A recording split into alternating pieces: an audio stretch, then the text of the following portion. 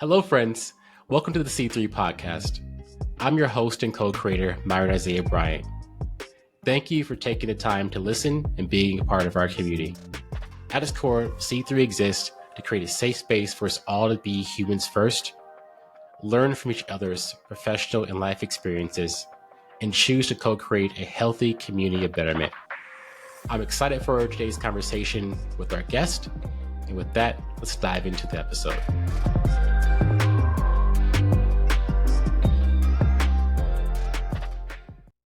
Hello, everyone. Welcome to the C3 podcast with Myron Bryant. I'm super excited today to be joined by my friend Megan, and we're going to be talking a little bit about her career journey, her values, and some really cool connections between teaching, sales, and nonprofits and health and community.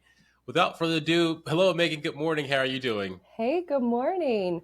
Doing awesome. Thanks so much for having me. I'm really excited to talk. I laughed this morning because you poked up saying, hey, I want to talk about teaching. I thought, oh, that's something I don't actually bring up often, partly because I feel like an imposter in talking about that. So I was thinking about that this morning going, oh, I've not had many people ask me about this. So I'm excited to dive into that and appreciate the opportunity to reflect on this and really just come together and see how we can share with others.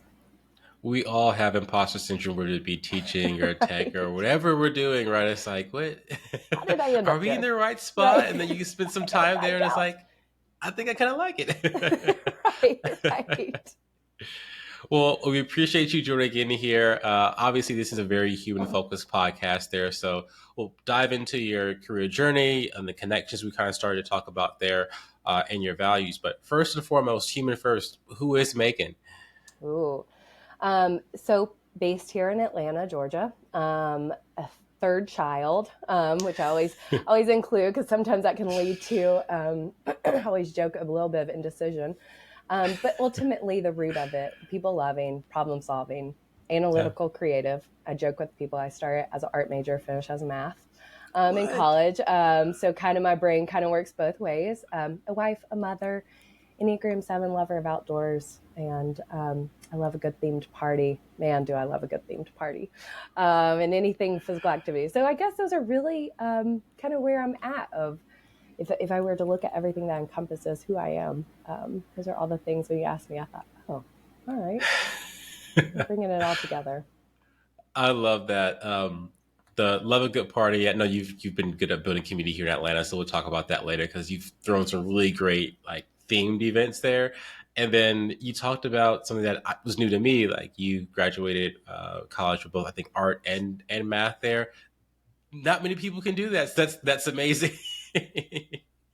I'm pretty sure Da Vinci was the last person to do that. I didn't even think about that.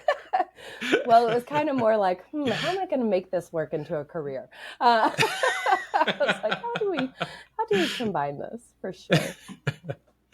Well, it's always interesting hearing people's backgrounds, and that's kind of a good segue to our next question, right? Is, hey, what has been your professional journey? Can you start off at college, then maybe go up until today there? Yeah, absolutely. So I always kind of joke because if you're looking at it on paper, it doesn't always make a lot of sense, quite honestly, when you have it. And I think a lot of people can say that, right? I think when we were in school, it was like, oh, you'll go to college and whatever you graduate in, that is what you're doing. And I'm like, wow, I couldn't be further from that. But it all shaped me, and I'm not resentful at all or regretting that journey. So I think my first job out of college was teaching. I entered out, I did a student teaching job. I picked up and moved to Denver. I was in school in Nashville. And I actually had the opportunity to student teach at a middle college high school, which was an alternative school, which I'll get at here a little bit later. And then went on to teaching into 7th grade math.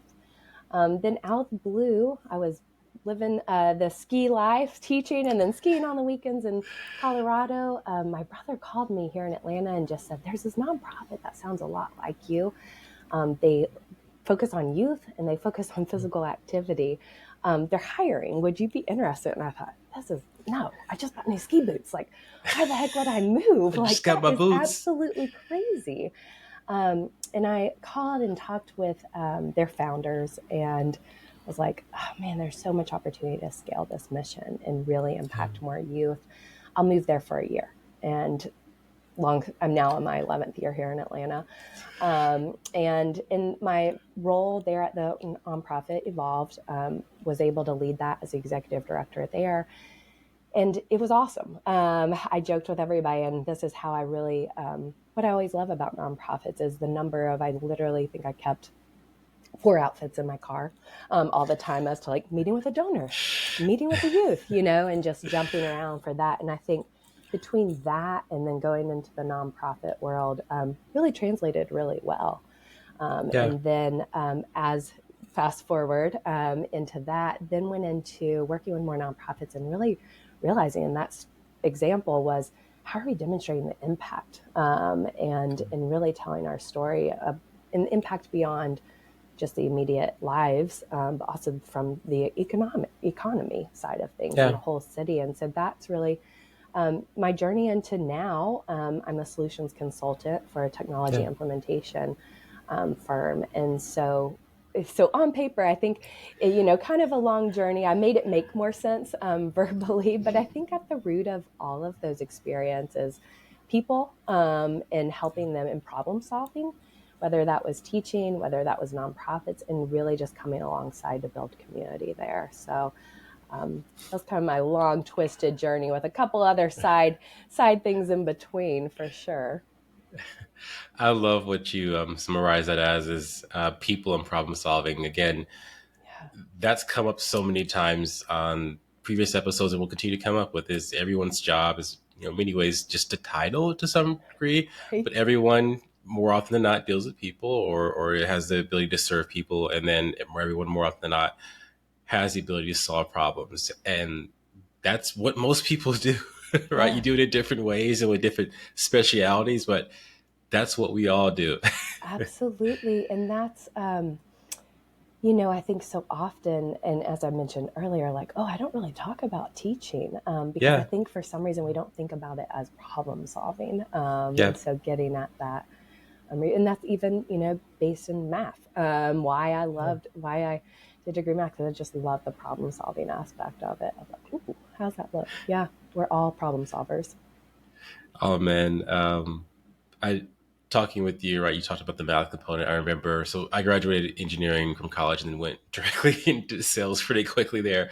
But balancing that, right, the left brain, right brain is something that I've experienced just throughout my career as well. And yeah, it's just such a cool, I think, track to have both that very analytical problem solving ability, but also the very human, artistic ability to see that as well. So I love the balance, and I appreciate others that have that type of diversity and can see both sides there. Yeah, most definitely. In terms of values that help you be successful throughout this journey so far, what are Megan's key values?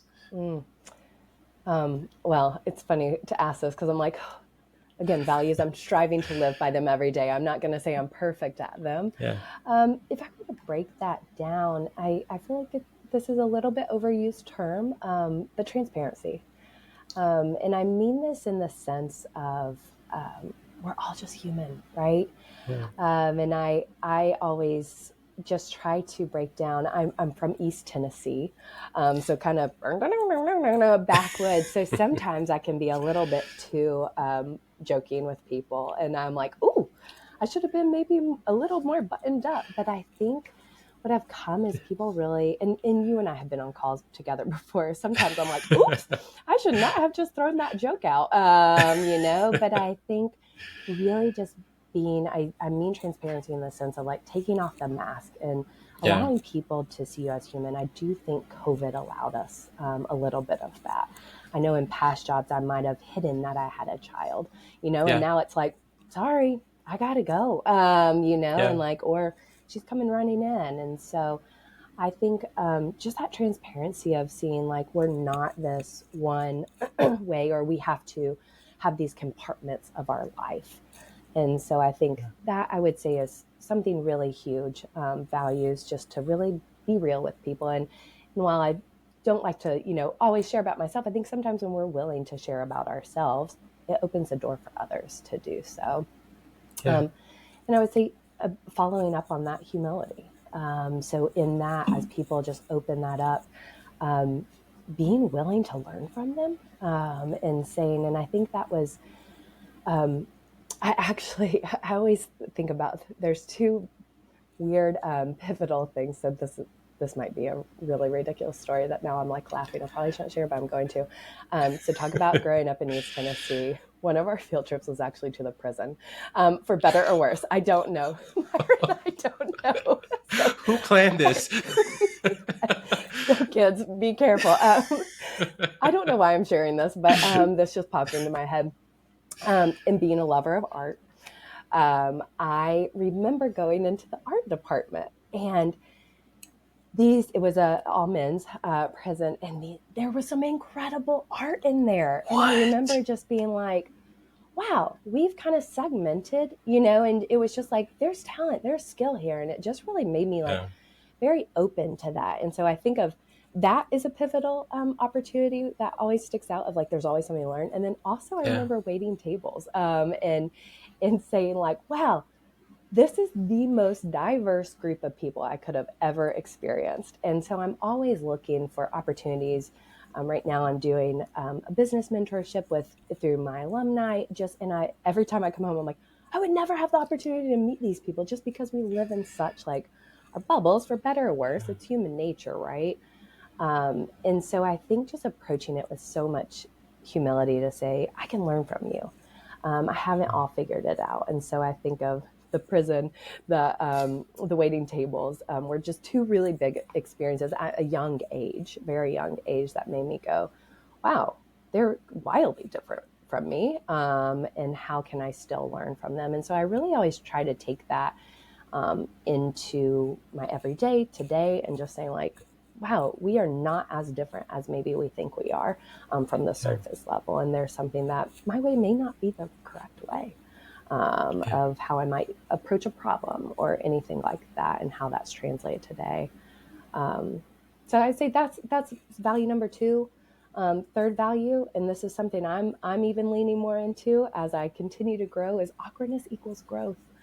I'm always seeking out, and into pre-kids, it was a little bit easier to make myself uncomfortable, because I am a little bit in a rigid routine of like timeline, but I think it shows up a lot more in my professional career, and saying like, ooh, that felt weird, of like, ooh, that conversation, but always reminding myself like, that actually means we're growing. And so trying to remind myself of that, and then also even trying to, do even small things that I'm like, that feels really weird. Or, I mean, even small things at the gym where I'm like, oh, that looks really hard. I'm like, let's try it, And so I think that just awkwardness equals growth can translate to so many areas of our lives. And also just help foster a sense of curiosity. That's something I know for me as a mom, I'm always like, if there's one thing I can teach you, it's like, I want you to have a sense of curiosity about everything. And Grant might come to bite me occasionally right now, because we're in the why stage. But it does make me question everything. So I would say transparency, humility, and awkwardness equals growth are key values for me. I love that, and identify with every single one of those values as well. They're starting with, again, transparency and maybe a little bit of humility, right? That's what we're doing here in this podcast, is making sure everyone understands that we're more alike than we are different, right? Agnostic of what our title is. Obviously, this has a very professional look at that, but I know you and I have talked about that in every aspect of life, right? We kind of put these segments up, and we find out that these are just kind of fake walls that we have, and that we're all just human in this weird, awkward growing experience, and we don't understand it yet. And I love that you go out your way to find that awkwardness, right? Again, as you put it, whether it's the gym or professional or just your journey, right? It's always trying to put ourselves in a position where we can meet someone new and different and learn.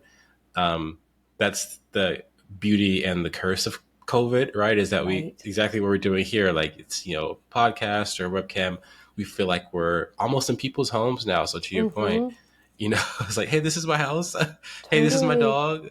This is my child. Isn't that so true? Like even just yesterday, someone's like, oh, what's that? What's your calendar? And I was like, oh, I don't have it blurred. And then I was like, actually, yep, this is my office, and I was just very real about it. And she was like, oh, you're a lot more of a planner than I thought, and I was like, I'm just going to say thank you, but you're totally right. I'm just going to say thank you. Introducing people to just like the realness of life. Yeah. Yeah. So at some point, someone needs to have like a work from home MTV Cribs edition. That's one of my favorite icebreakers on calls. Is like, just go pick up something random from your house and show it, because it's we're all just like there together. I mean, so show yeah. and tell, like if there are days if you're like, come look on the floor, like there are definitely calls where I'm like, if my daughter is home, I'm like, if only you knew what was going on below this desk. You're just sitting there, markers on the wall, and I'm like, hey, how's it going? Yeah. And there have been times my colleagues, I'm like, check this out. Eyes glued to the camera, just shaking. right. Like I'm literally looking at permanent marker right here on the bookshelf. I'm like, I've learned hairspray removes a lot. These are the pro tips we need more on this podcast, right? Jeez. Things I never thought I'd learn. I appreciate, again, that we could just have these human conversations and like chat about all this stuff. I mean, one of the things that you mentioned, right, is that the prison trip there, right? Which I think is I'm still laughing that I shared that. I'm like, why did that just come out of my mouth? It's a beautiful story. I mean, it encapsulates so much of what I think we experience, right? As segmenting, right? You said like, hey, these are people who are in this system. They've gotten here, and there's all these mental health. There's a lot we can say about the system. We'll just keep it right there for now. But you go there and you experience that. Oh my God, they're like incredibly talented artists here as well. And it just goes to this thing of whether it's that experience, whether you've talked about with your journey. That's why I love when people say they've had lines around their journeys. Like it puts you in a position to be awkward and grow and realize that the way or track you're on may not be the only way or the right way. It's just a way, and you always have the ability to choose. I remember one of the best trips I've gone through is when I graduated college. Me and my best friend, we went to London. It was an amazing trip there. We went for like a music festival. And I remember sitting there, and we were there for about a week, maybe 5 to 7 days. And I remember seeing at most I don't even know if it was two homeless people, right? And I know you and I both live in Atlanta, Megan, so I can probably go 2 blocks and see 10 homeless people, right? So again, very different, country and very different perspective on how you treat people. And that those types of experiences compared to the prison experience is like, are we doing this right? Is this the right way to be viewing this? Do I have like my own bias about what this thing actually is? Yeah. And what's really required, and what I totally get it. It can be very eye-opening to have that exposure, and just there's something to be learned. We're not all that different. Not at all. Not at all. So you mentioned kind of having this journey, right? Starting off within teaching, starting to transition into nonprofits and nonprofit leadership, and then now working within tech with nonprofits there. How was it transitioning into tech specifically?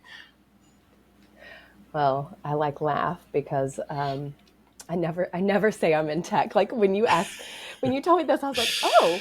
That's weird feeling. I don't know why, like transition to tech, because I really, just say I help health and human service organizations serve individuals with dignity and demonstrate impact. And that's because I really struggled to do that when I was in the seat of working in a nonprofit. How do we, I think I always really hated when I said I was in nonprofits and people were like, that's so sweet. And I'm like, it's still a paying job. Like, like what in the world, and I just really want to help more nonprofits, and I want to help more of the community see that, like, just like this whole essence of the podcast, like it's not that different, and we're not compartmentalizing all these roles and saying like, how can we actually work together in this? And nonprofits really deserve the same technology or resources or whatever that these for-profits, so that we can do a good job. Because I think and I recently read an article, I'll have to find it again, but it was showing the whole economic impact of all nonprofits. And it's like, oh, those trees that you enjoy seeing, those would go away. The art you would, and all the different ways that nonprofits that we really take for granted. And so that's really how I landed in tech. I was never like, ooh, I want to be in tech. And so I think it was that. It's that just has always fueled me. And some nonprofits are more ready for it than others. And some leaders really, it's just a difference of culture and mentality on nonprofits. And then quite honestly, I'm lazy about administrative things. I'm really honest. I'm always looking for a faster way to do it. And that's also where my experience working as the executive director, I was like, how can we, make this faster? How can we be more savvy with this? I was like, wait, where's our donors? Like, we need to be generating this. And they were like, here's a thumb drive, and I was like, oh my goodness, there's got to be a better way. Just because we shouldn't be wearing so many hats. And so that's honestly how I landed in technology. And I again, to the point, I like laugh because I'm like, oh, here we are. And I'm guessing a lot of people have that same story. I was really thankful, that my role is still very consultative, and I'm able to use my past experience in teaching as well as nonprofits to really talk the language and say, like, I've been there. And I want to make your life easier. And how can we really help you expand so that you can expand your mission more effectively? That was probably one of the best ways to answer that question. It wasn't, we talk a lot on this podcast about, a lot of people fall into tech. Some people are very specific and like choose to be in tech. But what I heard you say, Megan, is that I wanted to solve problems. I wanted to help people. I knew the challenges and pains because I experienced them myself. And it just so happened tech was the way I decided to solve that problem, which is, again, the most human way to have that, right? Doctors, want to help people, and, medicine is the way they solve that, or teachers, right? With education, so I love that you were very specific about just the help and the passion to drive a success, right? For others in nonprofits, and tech just happened to be the way to do that. Exactly. And I think it, takes a leadership to acknowledge that, because I'm like laughing when you mentioned earlier, like, oh yeah, on paper it does look really windy. I'm like, how do you display that? And I think it takes leadership to be able to look at that and go, oh, I see how this translates. Because I remember at one point in my journey just being like, I don't know what I want to do. I think we all probably have those moments, and and diving into it. And I remember meeting with a woman. She was like, yeah, your path really doesn't set you up for this. And she was, and I was trying to like explain it. And that was a really big red flag of like, oh, that's not where I'm meant to be. I want a leadership. I want to be in an environment that really respects that diversity of outcomes of your experience, and really how does that all translate. So it's and I do think tech lends itself more to that. Obviously differs across, I don't want to stereotype at all, but it does lend itself to that and encompassing. And so that was more my view, and just, so all that to be said, it's not always easy. Some people are this is the way, you check all the boxes. And so I've been able to do that. These are people who haven't been on prison trips or gone to London. I'll take you to East Tennessee now. That's so true. It's so true. Like, these are people who were like, you do the thing and you do it for 40 years and then you retire. Totally. And that just isn't and I'm reflective, so I think, thankful. of life. Yeah, I'm so thankful that, we live in a world that appreciates that and respects that. And and really helps say, oh, if you've got the baseline, and it's just like sometimes jobs just need the skills, right? Yeah. I mean, a lot of times I think to that path, right? A lot of it shows the learning, right? Whether it's, like you said, math or art or teaching or nonprofits or whatever it is, right? Like it shows that you can learn, which is the biggest thing as you're transitioning in this fluid career path. What lessons did you learn early on, right, from Mm, teaching that you translate to what you're able to do today here? yeah.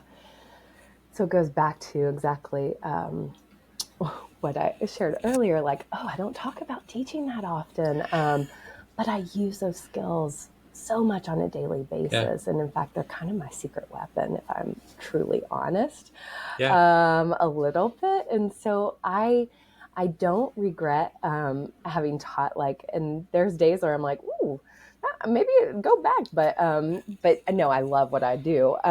yeah, I would say from teaching from especially seventh grade, as you can imagine, the puberty stricken age, right? I it's funny because I have this weird funny thing, and maybe it's my own like weird twisted sense of humor that I feel like I can walk into a room and just be like, see each person as a seventh grader. I'm like, oh, we're all fighting that trauma that we had in seventh grade. yes. Like if someone's a jerk or I'm like complaining, and it's funny because I'll be like, oh my goodness, I'll say to my husband, like, I got a call and they were saying this, and then he'll just call me out and go, what do you think they were like as a seventh grader? Because he knows that's what I do. And I'm like, you're so right. And I like feel like I can just be like, hey Joe, you just really had a bad seventh grade experience, right? So I'm always just like, we're still fighting that. And so I think it does also just help me have a little bit of lightness Yeah, to my daily approach. But I think the most important, aside from that, that's more of a silly aspect of things. Um, but I think the two most important things I got is, as you know, kids are wildly intuitive. yeah, They can sense things a lot. And I think for me, it was, end of the day, like my kids aren't going to learn Pythagorean theorem. They could care less about surface area. They could care less yeah, if they don't feel known, seen, and valued. If they don't have a safe space to come into my classroom. And it's not to say, and in fact, I'll be the first to tell you, my classroom was not super fun. Like I ran a pretty rigid classroom, honestly, but it was a safe space that they knew there was consistency. They knew could come in and find that. And so I always tried to create, before we dove into something that made them go, oh, that's like, whether it was what'd you do this weekend or something more personal that's like outside of the matter at hand, right? I think we can be so rushed, and I'd say this translates to calls too. We get a call and it's like, let's get to the point. What are we going at? And yeah, I'm like, hey, what'd you do this weekend? Or how was that soccer game with your daughter? And just trying to make sure that, and so I did that a lot in my classroom, just something super silly to make them feel seen, known, yeah, valued, but also going, I'm not alone in this. I think that's the most important thing, especially in today's world, where we're so isolated and like we're kind of trying this weird connection through social media or whatever it is kids are doing. I don't know. Um, so all that to be said, adults are the exact same. If anything, we are more jaded and more walled up. And I think as soon as you can create an environment, and it's harder, obviously, in virtual, to make them go, ooh, that felt weird, that was vulnerable. But I also felt seen, and I think I always just try to, and obviously some on calls, some people want to share more than others. And I always yeah, respect that and help that guide that conversation. Um, but I would say just creating a safe space, number one, is one of the biggest lessons. And then ultimately being a guide. I'm the yeah, first to tell you, I hate being told what to do. If you tell me what to do, I'm going to be a rebel and go the exact opposite. My parents, unfortunately, had to learn that too, or maybe for better or worse. I definitely got in trouble a little bit for that as a kid, but I see that same in sales, right? yeah, I'm just a yeah, guide. I'm not and it's hard because of the stereotype sales comes with, right? Is like, yeah, oh, you're trying to push or promote or tell. And I think ultimately, especially working with nonprofits, let's unwrap those layers of the onion as to get to your why. And I did that in teaching, and really, rather than me going, this is how you do it, I always try to like break it down and help them lead to the answer, and then help them. And then that gives them ownership and pride in that. And same thing with sales of like, oh, I do acknowledge where I need this. And now I'm no longer seen as just a vendor wanting to sell something, or a teacher just wanting to shove something down your throat. I'm now a partner, whether that be in teaching, whether that be in sales, however that is. I think really trying to see it as a guide, and flipping that whole traditional that you and I probably grew up with of like writing on the board, here's your notes, here's how you teach. Like no one learns well that way, right? And so really, I think just seeing that translation from teaching into sales. Yeah. So much of what you said there, I identify with, and teaching is important to me because I grew up in a family of teachers, right? I know we've talked about that. Like my mom's a teacher, sister's a teacher, aunts, teachers there. The only person in my family who isn't a teacher still works for the school district in IT. So it's like very much an education focused family there. And to your point, it's an absolute superpower, right? You mentioned just the safety that you create or created in classrooms and then emulate here as adults. And that's everything, right? As we distill so much of this down, again, for yourself, you're extremely technical with, math backgrounds, and obviously working in tech now, or myself with a solution engineering background, engineering background, like I've learned that all those tech things are helpful, but if you can't come in and be a human first and create safe spaces for people to be themselves, like no one cares, dude. Full stop. Totally. No one cares. No one cares. It goes over the head. Yeah, you're totally right. You have to create that space, and you have to do it intentionally within every call, with its customers or teams, whatever. Like that is such an important part of this experience there. Mm-hmm. Yeah, and I mean, you and I have seen this a ton. Is it's hard to get on calls, and people come with their guard up. Yep. They're like, how much do I want to share? Yeah. And they're just like, they're going to try to scam me, and you're like, no, I actually want to come alongside you, and I want to be a partner for you. And I want to lend my experience, ultimately, because I believe in your mission, and I believe in you and the work that you do.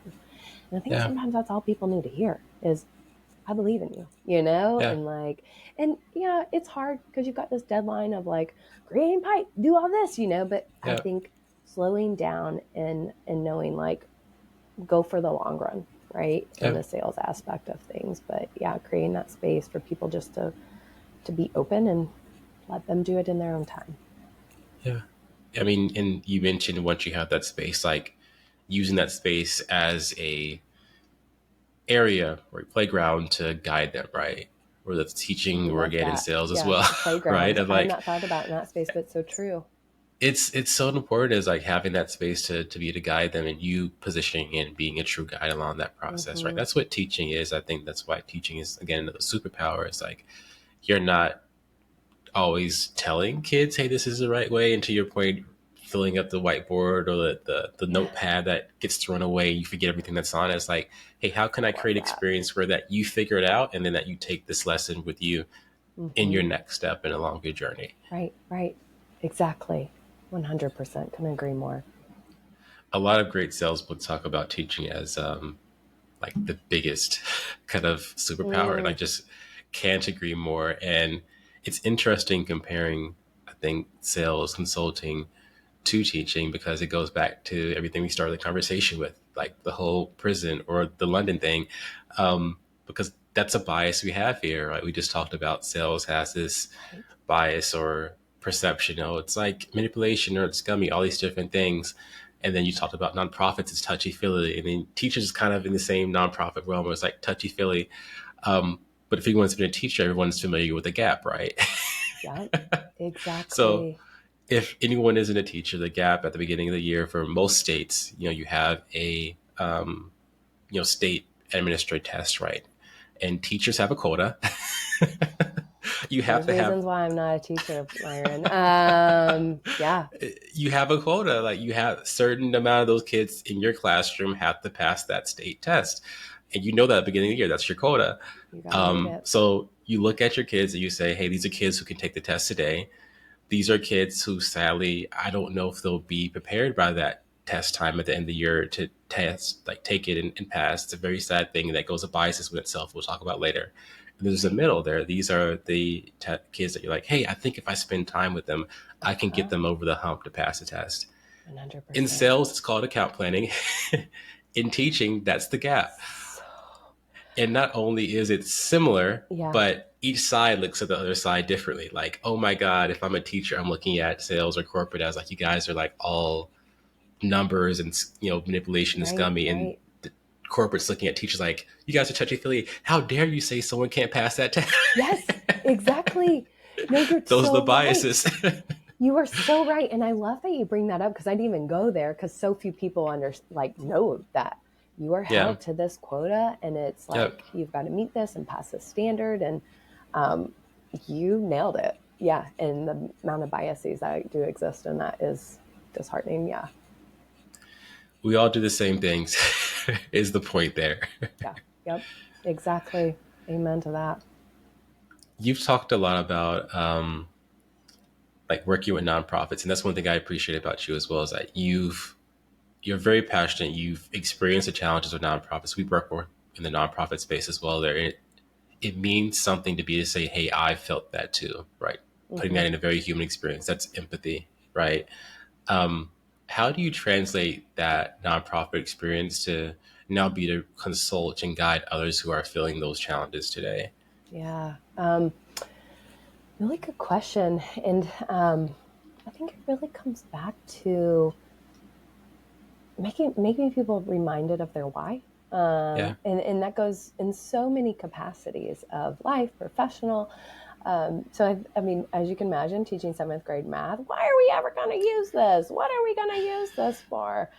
And I shared a bit about my teaching at the middle college high school because it was an alternative way of learning for students. And so instead of geometry, I had to learn to survey land, which was hilarious. I was like, I have no idea what I'm doing, but we learned together and looking at the headlights as a parabola of your, and so that it was just so that always was like a really good sense. And once I taught different classes, I always tried to incorporate that. Like, why do you need to know this? And especially I think that was where I was able to incorporate a lot of the artistic side of things of just like, I see this very visually, and like, that's maybe not how I always work. And so taking down to the why. And so I try to do that in teaching. I also try to do that in sales and saying like, let's dive in deeper.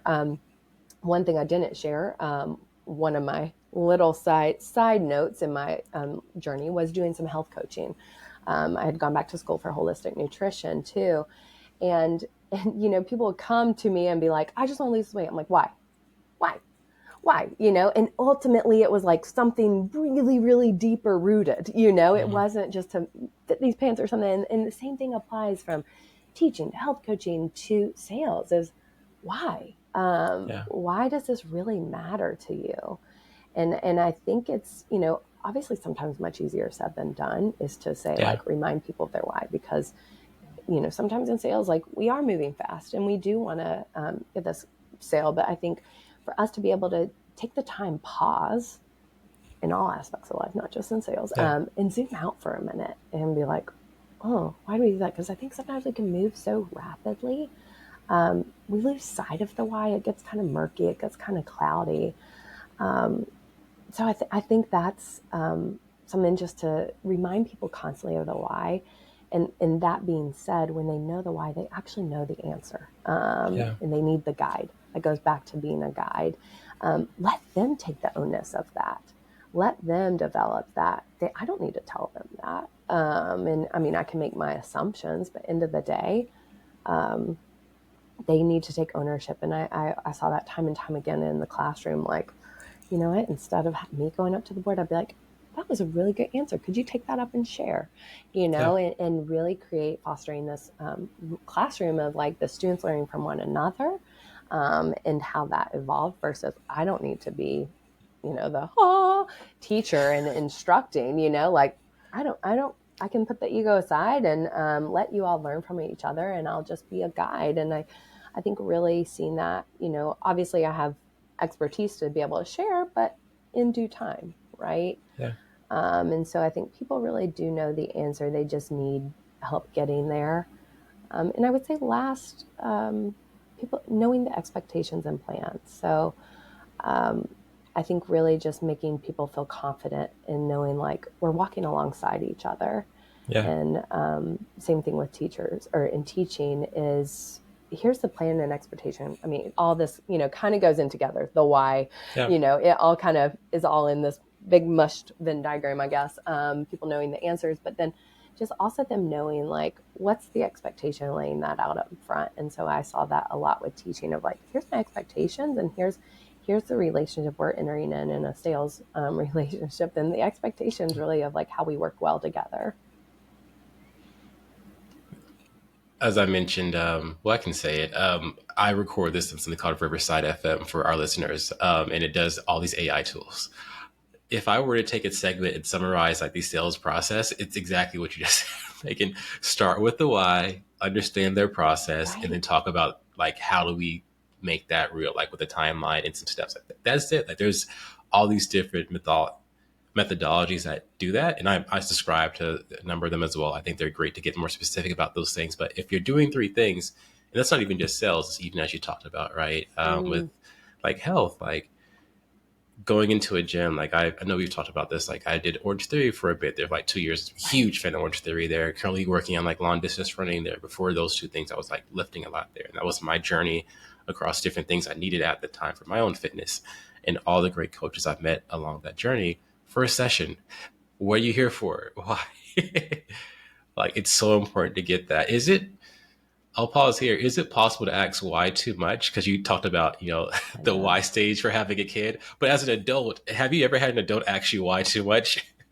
So, this is funny you asked this. And I think that there's just so many different ways of unwrapping it. Because in health Mm-hmm. coaching, they were like, I just told you why. Because I'm a pretty pragmatist. Like, I have some woo, but I definitely am pretty pragmatic of just like, Yep. I just told Yep. you. Are Yep. you listening?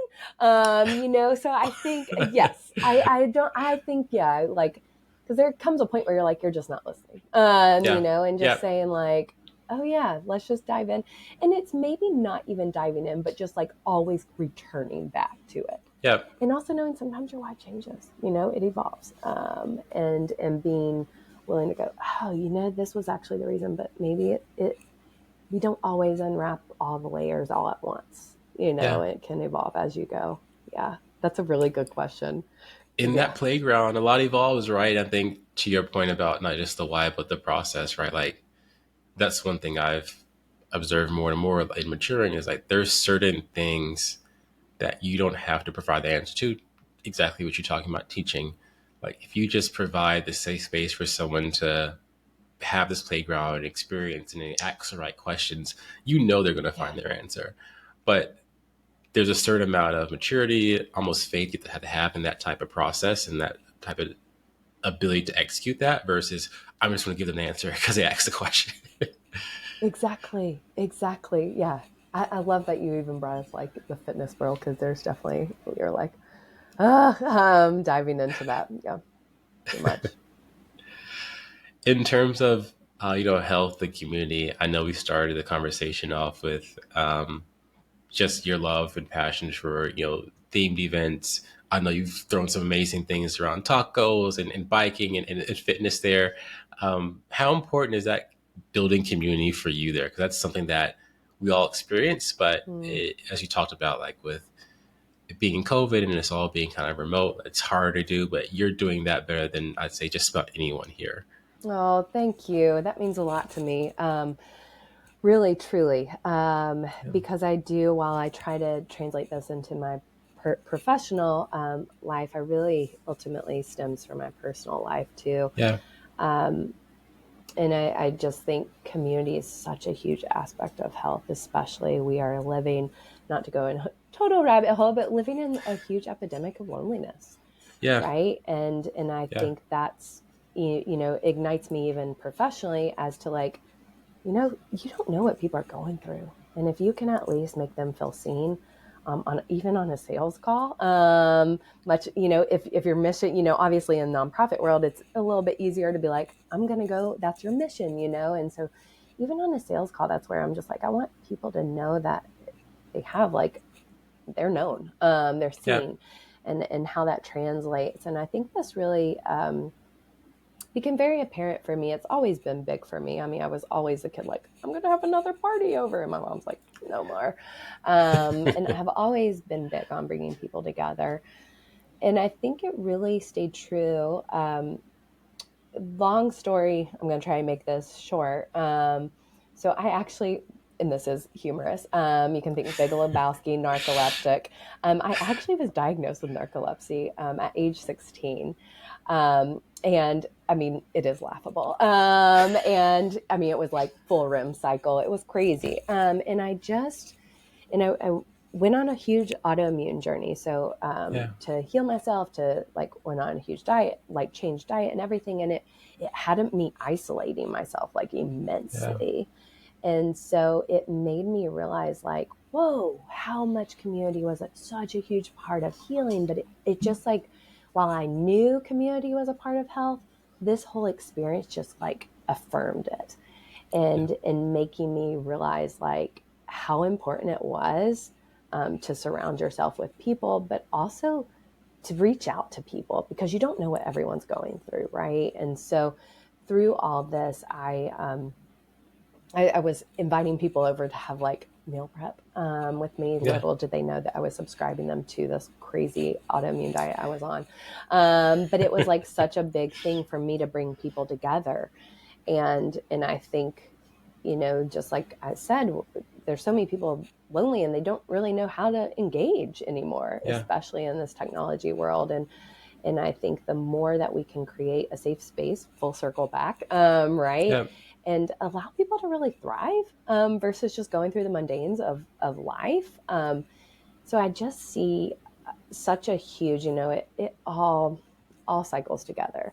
Yeah. And so I see bringing people together, whether it's for something silly, whether it's for fun. Yes, I've done a couple taco tours here in Atlanta and just other themed things, wigs and wine, a couple things. And I think it just brings an element of bringing people together and gives them an opportunity, maybe get uncomfortable and learn from one another and get away from, I'm such a list maker.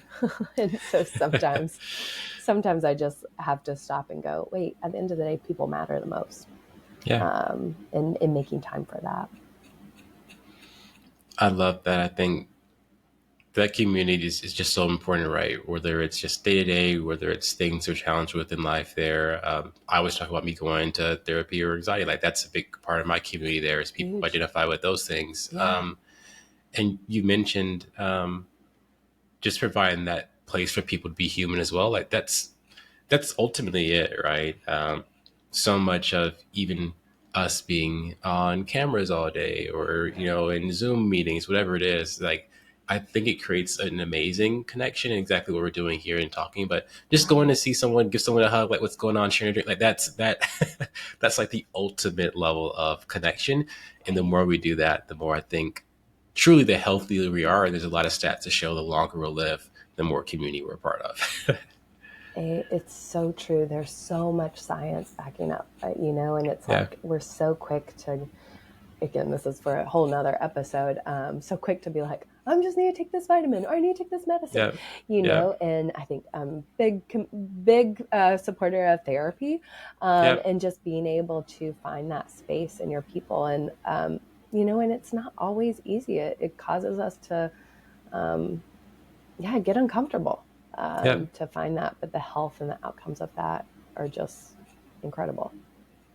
I'm amazed at how many civilizations or cultures, I should say, don't have all the vitamins we have, but live longer than we do. Right. And there's always one thing they all have in common: extremely strong community. Isn't that so true? Every time. You are so right. Yeah, I've never even really, I'm thinking of all these other countries I've traveled, had the opportunity to travel to and just, real in poverty. I grew up doing a little bit of mission work through a church that I grew up in, and what that exposed me to. And to your point, it was always like, how are these people so happy? And it was like they lived in a village and they lived, together. And there was this huge element of community. And I think it's so easy to get in our rigid ways, go into the house, close the door, and disengage. And that's something my husband and I we just had this conversation on Sunday. I was like, we need to just like make a little extra food and just like text people and it not be like this thing, and just be like, hey, if you want to come, and just like that's something that's much easier said than done, because it's like, we don't have time for that, or I need to get back on the computer. And it's like, let's stop and slow down. You nailed it. And that's exactly what I love that you're creating here, is bringing together that community and allowing people to be really transparent and vulnerable, and hopefully others listening will go, oh, me too, and I will do that. Let's do this together, because I think there's a huge collective impact to be had when we're all doing it. We have to have an episode on community. I can feel it. I can feel it. We have to talk about it more. We have to. It's a big passion of mine, of just how do we bring people together. I know we're towards the end of our episode here, so we'll wrap up with our 3 C's as usual. So C3 stands for clarity, connection, and co-creation. Those are my values that have been helpful for me throughout my career journey and life journey. Clarity, we talked about a little bit with the whys, but whether it be customers, or you talked about even within the fitness perspective, or kids in the classroom, how do you help those around you find what's important to them? I think creating that safe space so we can get to the why. So constantly reminding them of the mission, the in sales, and the end goal of the project. Like, the technicality things don't really matter, right? What's at the end of it is always important. And I love, again, you said mission specifically. That's one thing I love about nonprofits, is that it's very clear. That why is always clear, or should be clear for nonprofits. Like, why are we here? This is what we're trying to do. Exactly. Ultimate goal. How do you best connect with people and really move them to change, or as we talk about that connection? So once you have that why, the next part is, hey, how do we get from A, where I'm at now, to B? How do you connect those dots for them? It goes back to what we've talked about, is being that guide and letting them take ownership of that. Letting them identify that. And then it's like, oh, and how do we walk alongside each other? I mean, it's all interconnected. Also allowing them to be very safe in that space. I guess maybe it starts with creating a safe space, reminding them of the why, and then giving them some ownership and guiding them to how we're going to make that change together. And it's funny, as you talk about these things, a couple episodes we had, one of my mentors, Mike Felix, on, and even my first episode with Coach Dave, they both brought up Maslow's hierarchy. At some point, we've got to have an episode about Maslow's hierarchy within relationships. Totally. Right? Because exactly what you just talked about, safety, community, eventually get into your why and actualization in the process to get there. That is, again, what we're doing within these types of... So true. Yeah. No, I hadn't even thought, but you're totally right. Like, we can't even, like, why doesn't even matter. Like, while I've like brought it up a ton, end of the day, like, we need to create that why, and we need to get them to feel known and seen, and then we'll dive into it. So I build it though. Right. Exactly. So I'd almost like even flip those questions. Like, how do I best connect? Well, that would be starting at the beginning and then getting that. And that's, something on the call. I always like to kick off calls like, what's something about you I learned on LinkedIn? Because I stalked you. I always ask people that. I'm like, I saw that you went to this school and you did that, but that doesn't matter, and some people, it's so funny. I love this question, because some people will like tell me what they do day to day, and that's cool, whatever, I'm like, and other people are like, oh, I just went on a yoga retreat and I did this, and I'm like, that's awesome. And so, what I'll do is every time I talk to them, I'm like, oh, have this, or have a great like Shavasana kind of day, or whatever it is, like something silly to just make them a little bit that scene. So I guess Yeah. I'm going off on a side tangent in terms of No. you asking about how I connect. I would say I do that before then I Yeah. clarify. Yeah. This is why I appreciate you, Megan, and I'm 1000% still in that question. Yeah, you should. Yep, that is amazing. It's so I'm asking good all of all my what people customers. will share, or just like small things. Like I love asking questions that are going to take them a little bit off script and like, Yeah, and again, it's not everybody's jam. As my yeah, sister says, she's like, not everyone loves your themed parties, and so I respect that. My sister and I are drastically different, and I am so thankful we are so drastically different. yes. She's a wildly Enneagram 6, and I am a 7, and we can sometimes conflict, but she has taught me so much to make me go, that's not everybody's jam. I will chill out and respect the space. Yeah. No, I love it. I'm yeah. I'm definitely using that question from now on. First couple minutes of the call, what can you tell me that I can't learn on LinkedIn there? Yeah. I love it.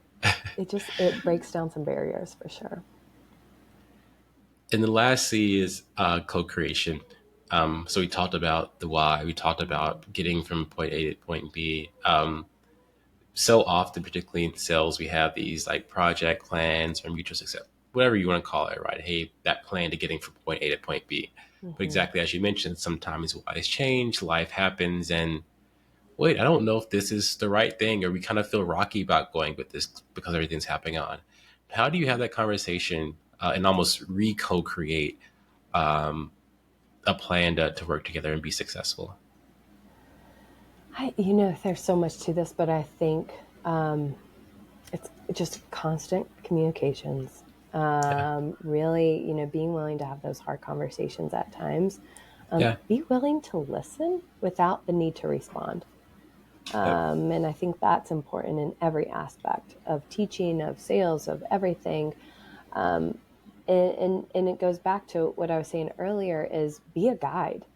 yeah, Be willing to listen, not to push your own agenda, to go, okay, and still, again, provide your expertise. Say, typically when I see this, yeah, this or best practices, because end of the day, that's why they're coming to you, right? They're like, yep, I really don't know. And we can't expect people, you know, they're coming to us because they're like, I don't want to learn tech. I don't, like I'm yeah, relying on you as the expert. And still, we can still do that, but still be a guide in that sense, of yeah. saying like, and creating that, sprinkling in the education aspect of things. Um, so I think the big thing would be listening, not just to respond, and knowing, like I tell every customer, I haven't done my job if you don't have a sense of confidence and ownership in whatever decision it is that you make. Yeah. Because end of the day, and so kind of the same thing, with teaching, with whatever it is in life, like we're a guide, and my goal is to instill confidence in whatever the direction is, but I'm also here to listen. Yeah. Well, thank you, Megan, for coming and Thank sharing your you. lessons, your values, for guiding us with all This these has been gems you dropped fun. today. Thank you. No, as I mentioned, like when we were chatting, we had lunch the other, I Yeah. guess, a couple months ago now, Yep. and you brought this up, and I was like, teaching. Well, this is fun. I like kind of keep that as a secret part of my life, and you're like, no, I want to know more, and it was like actually really therapeutic's not the right word, but really just appreciate the opportunity to reflect and Yeah. being able to expose people to go, yeah, we are all on this path and journey together, and there's so much we can learn from one another, and it's all interconnected, for sure. So I appreciate That's the opportunity and what you're doing to share that with others. no, thank you for joining. And that's exactly our why for having this community, right? Yeah. Is we're all connected, we're on the journey together, and there's a lot we can learn, experience, and share along this journey together. You've shared so much with us today. What can we give back to Megan here?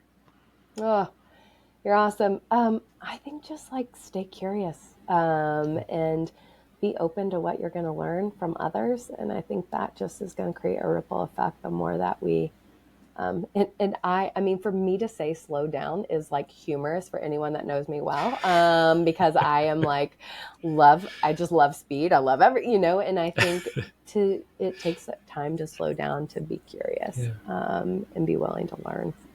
Yeah. So I would ask that from your listeners. So I appreciate the opportunity. Well, we appreciate you so much, Megan. Thank you for sharing a great conversation, great gems with us. Wouldn't be surprised if we have another one about community soon, but let's do it. Again, thank you for today. Thank you for the conversation and gems. Awesome. Thanks so much, Myron. Appreciate you. Thank you. See you. Bye-bye. And wait, friend, before you move on, take the time to gift yourself the sea of clarity or community. With so many pools for our time and attention today, one of the best gifts we can gift ourselves is a moment to simply breathe and be present, to gently process our experiences, emotions, and thoughts with grace and non-judgment. To do this, take the next 2 remaining minutes of today's episode to practice simply paying attention to yourself, or maybe gift yourself and or others community by connecting with us online. You can thank today's guest, share your experience and lessons, or connect with others as well. To do this, go to the website c3.community or our C3 Community LinkedIn page, or of course, our YouTube channel. As always, friend, thank you for listening in and for choosing to be a part of our community. We hope you take a few precious moments for yourself. See you soon.